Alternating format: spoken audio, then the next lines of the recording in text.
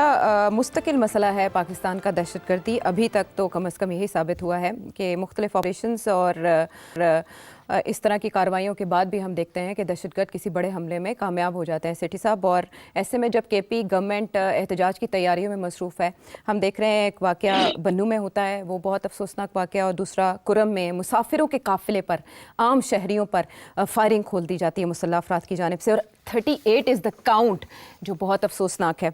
अब apex committee का एक इजलास होता है जिसमें आर्मी चीफ खिताब करते हुए ये कहते हैं कि पाकिस्तान की सिक्योरिटी में रुकावट बनने और हमें काम से रोकने वालों को नताइज भुगतना होंगे, और उसके बाद फिर इस नौयत की कार्रवाई। क्या वजूहात समझते हैं आप वाक़यात में इजाफे की? आयशा, मैं ये बातें सुन सुन के थक गया हूँ। कब से हम सुन रहे हैं, कब से ये बड़ी बड़ी मीटिंग्स हो रही हैं और कि टेररिज्म को हम ये बंद कर देंगे, खत्म कर देंगे, कार्रवाई करेंगे। क्या किया है इन्होंने अभी तक? अभी कोई काउंटर टेररिज्म कैंपेन नहीं है।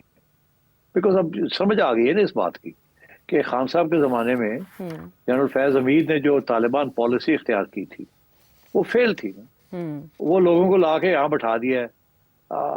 इनका ख्याल था कि कॉम्प्रोमाइज हो जाएगा, वो सीधे रास्ते पे आ जाएंगे। वो उल्टा हुआ, उनको जगह मिल गई है, उन्होंने अपनी सेफ हेवन्स बना लिए हैं पाकिस्तान के अंदर, इन बॉर्डर एरियाज के अंदर, और अब वो अटैक कर रहे हैं। There is no concerted effort. जैसे पहले किया था, एक ऑपरेशन पूरा हुआ था तो वो 50,000 troops were involve, may be more, may be 100,000 troops were involve, तो then they cleaned up that area. तो अब बात ये है कि अब कोई इस किस्म की चीज नहीं है। और मैंने सुना है कि ये जो आखिरी मीटिंग हुई है उसके ऊपर जो स्टेटमेंट आई है तो यही आई है ना कि हम बलोच सेपरेटिस्ट के खिलाफ कार्रवाई करेंगे। और उधर से बलोचिस्तान से कोई प्रोटेस्ट आई है कि यार ये कोई तरीका नहीं है, आप पहले भी तो करते रहे हैं। अब बात ये है कि आप क्या करेंगे, what will you do? Baloch separatist like the Taliban, उनके जो सेफ हेवन्स हैं, दे आर इन अफगानिस्तान। वहां से वो आते हैं, अपने ऑपरेशन करते हैं और लोकल्स उनको सपोर्ट करते हैं और फिर वो चले जाते हैं। तो आप ऑपरेशन किसके खिलाफ करेंगे? Unless you take the war to Afghanistan, you can't do any operation.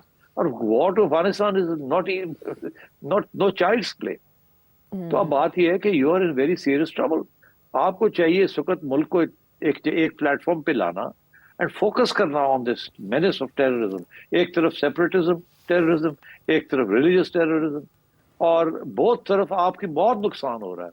और अब जो सबसे ज्यादा सीरियस इशू बन गया है जिसको आप अवॉइड नहीं कर सकते, is your problems with China. China ने एहतजाज किया आपसे कि you are not providing us security, और चाइनीज प्रेसिडेंट साहब जो हैं वो चाइना के अंदर अंडर प्रेशर आ रहे हैं। जो मैं इंटरनेशनल मीडिया पढ़ रहा हूँ, चाइनीज मीडिया पढ़ रहा हूँ, उससे ये है कि he is coming under pressure from his own rank and file कि जी हमें वर्कर्स हम एक्सपोर्ट कर रहे हैं, हमें प्रोटेक्शन नहीं मिल रही। कहीं भी दुनिया में और उनके चाइनीज वर्कर्स को के ऊपर अटैक्स नहीं हो रहे सिवाय पाकिस्तान के। And this is critical, two reasons. Pakistan is critical for China because of CPEC and the road and belt initiative.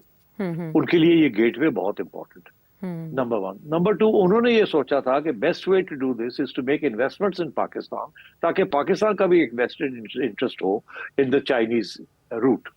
तो उन्होंने इन्वेस्टमेंट की है यहाँ। अच्छा, वो इन्वेस्टमेंट को आप प्रोटेक्ट नहीं कर सकते, आप यू आर बीइंग टारगेटेड। अब देखिए, जैसे चाइनीज भी तो चाहते हैं ना कि उनके लिए उनकी सिक्योरिटी फोर्सेस में get involve in the protection there of their own people, मगर पाकिस्तान कहता है नहीं, हम करेंगे आपकी प्रोटेक्शन। आप एक आध सुपरवाइजर रख सकते हैं हर जगह जहाँ क्लस्टर है चाइनीज का वर्कर्स का, वहां आप एक आध बंदा रख दे जो कि मॉनिटर, मगर आपकी फोर्सेस यहाँ नहीं आएंगी। Chinese soldiers will not come here. अब बात यह है कि अगर चाइनीज सोल्जर्स नहीं आएंगे तो दो चीजें, या आप प्रोवाइड करें Pakistani soldiers to protect the Chinese wherever they are, और या आप जो लोग अटैक कर रहे हैं उनको एलिमिनेट करें। ये दोनों बड़े मुश्किल काम है।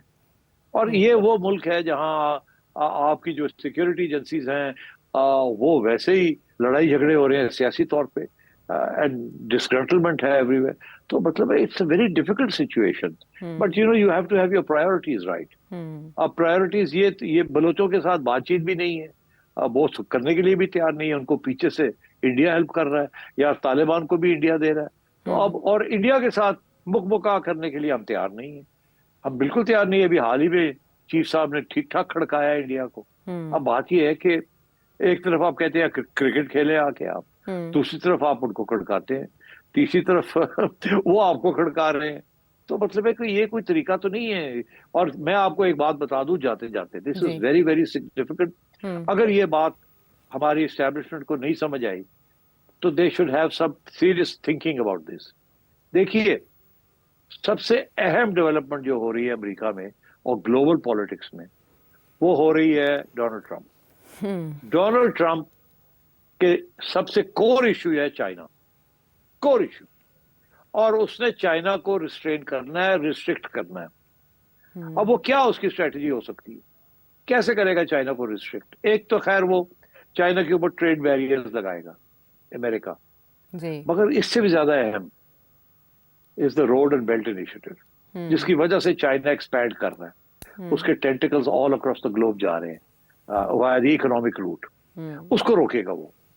एक तो डोमेस्टिक चाइना की एंट्री टू अमेरिका, उसको रिस्ट्रिक्ट करेगा। दूसरा ग्लोबली, अब उसके लिए road and belt initiative is critical. वो मैं ये समझता हूं कि चाइना को रोकने के लिए पाकिस्तान इज क्रिटिकल। अगर पाकिस्तान एक फंक्शनल रियासत हो गई तो चाइना को रूट मिल जाएगा, विच वॉज चाइनाज एम, कि पाकिस्तान की रियासत को और मुल्क को अफ्लोट रखना है।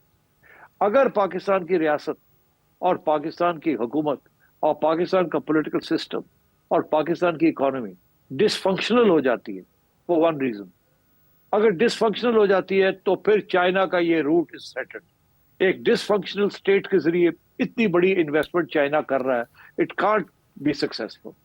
और डिसफंक्शनैलिटी पाकिस्तान स्टेट की 3 एरियाज में हो सकती है। एक ये कि पॉलिटिकल सिस्टम कोलैप्स कर जाए, दूसरा ये कि मईशत टेक ऑफ ना करे, तीसरा ये जो कि वो डिपेंडेंसी अब हो गई है, आप देख रहे हैं क्या हो रहा है, और तीसरा ये कि टेररिज्म की वजह से पाकिस्तान की सिक्योरिटी फोर्सेस को बॉक डाउन कर दिया जाए।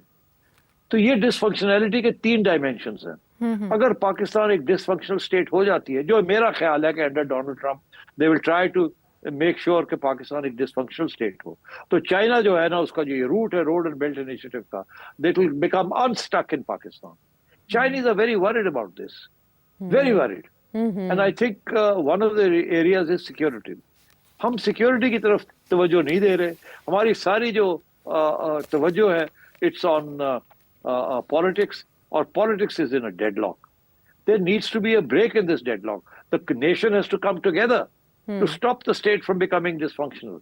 And the global powers, India included, will want to make you a dysfunctional state. और मैं आपको बताऊं, ये नोशन ऑफ डिसफंक्शनैलिटी जो है, ये कहां से आया है?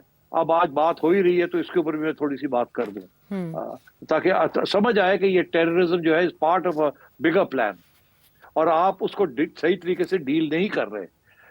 देखिए, यूक्रेन में जो हो रहा है, अब रशिया की क्या वहां स्ट्रेटजी है?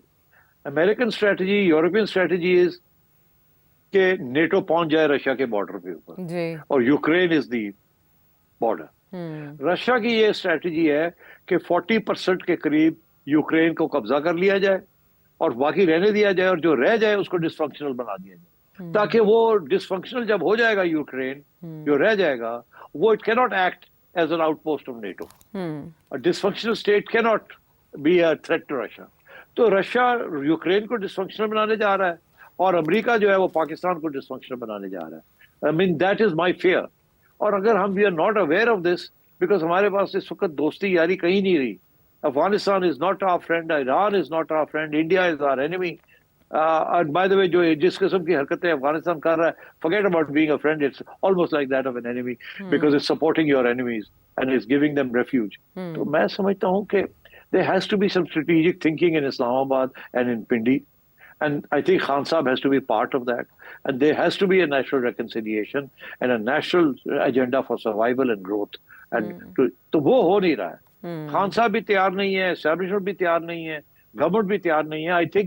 I think some big things need to happen to protect Pakistan. मगर unfortunately, मैं ये समझता हूँ कि अगर खान साहब आज भी सोच समझे इस बात को कि there needs to be a bigger strategy than his own strategy of coming back to power. अगर वो समझे तो मेरा ख्याल है then he can reach out to the establishment and to the government, and we can find a way whereby अगले 3 साल में इकोनॉमी रिवाइव हो जाए, टेररिज्म के ऊपर काबू पा लिया जाए, 3 साल के बाद इलेक्शन हो जाएं, खान साहब अगर जीतते हैं इलेक्शन जीत के आ जाएं, और उस वक्त मोडस ऑपरेंडाई जो है एक functioning parliament, functioning government, a good relationship with the establishment, and Khan Sahib can come back to power, but not on the basis of इंतकामी कार्रवाई, and not on the basis of जिस किस्म की वो foreign policy हरकतें कर रहे थे and so on. He needs to be a mature statesman governor now. He can't be a maverick politician जो कि वो पहले थे.